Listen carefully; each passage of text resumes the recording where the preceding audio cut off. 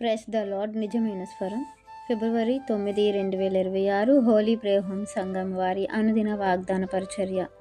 ఆయన కృప యుగ యుగములు నిలుచును. కీర్తనల గ్రంథము 103 అధ్యాయము 18వ వచనము. ప్రియమైన దేవుని వారలారా, ఆయన కృప, దేవుని యొక్క కృప యుగ యుగాలు నిలుస్తుంది. ఆ యుగ యుగాలు నిలిచినటువంటి ఆ కృపను మనం పొందుకోవాలని దేవుడు ఇష్టపడుతున్నారు.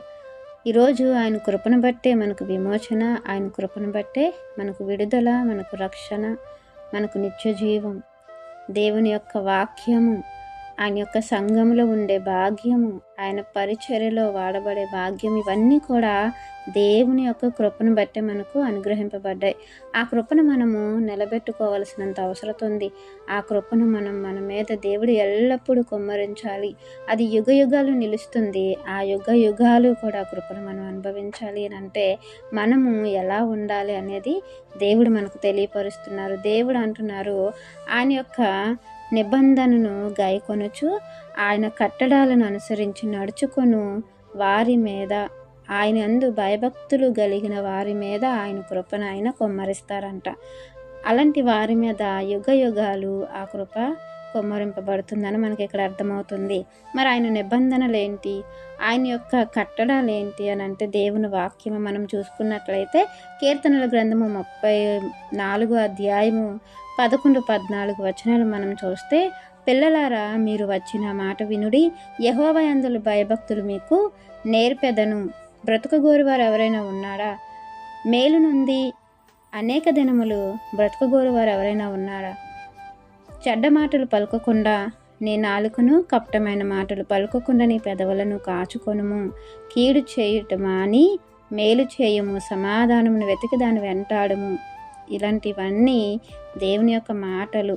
సన్మార్గంలో, నీతి మార్గంలో నడిచేవారు, నడవాలనుకునేవారు, కృపను కాపాడుకునేవారు, మన మీద యుగ యుగాలు ఆ కృపను మనము దేవుడు కుమ్మరించి మనం దాన్ని అనుభవించే ఆలోచన కలిగిన వారట ఇట్టి రీతిలో ఉండాలి అని వాక్యం సెలవిస్తుంది. మరో మాట చూసుకుంటే కీర్తనల గ్రంథము 111 అధ్యాయం 10వ వచనంలో, యెహోవా యందలి భయము జ్ఞానమునకు మూలము, ఆయన శాసనములను అనుసరించి వారందరూ మంచి వివేకము గలవారు, ఆయనకు నిత్యము స్తోత్రము కలుగుచున్నది. మనము అట్టి రీతిలో ఉంటే మన ద్వారా దేవుడు నిత్యము మహిమపరచబడతారు. మనము కూడా దేవుని కొనియాడుతాము. మనము కూడా దేవుని యొక్క మెండైన దీవెనలు, పర సంబంధమైనవి, భూ సంబంధమైనవి అనుభవించి దేవునికి ఎల్లప్పుడూ కూడా మనము మరి మహిమపరిచే బిడ్డలుగా ఉండగలుగుతాము.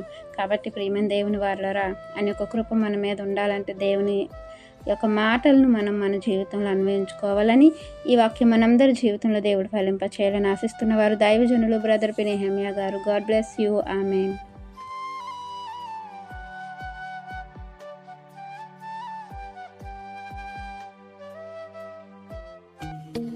Hi friends, Holi prayer home Gajuwaka సంఘం వారు మాట్లాడిన విలువైన దేవుని సందేశములను మీరు వినటానికి మా యొక్క యూట్యూబ్ ఛానల్ హోలీ ప్రేయర్ హోమ్ను సబ్స్క్రైబ్ చేసుకొని పక్కనున్న బెల్ ఐకాన్ క్లిక్ చేయగలరు.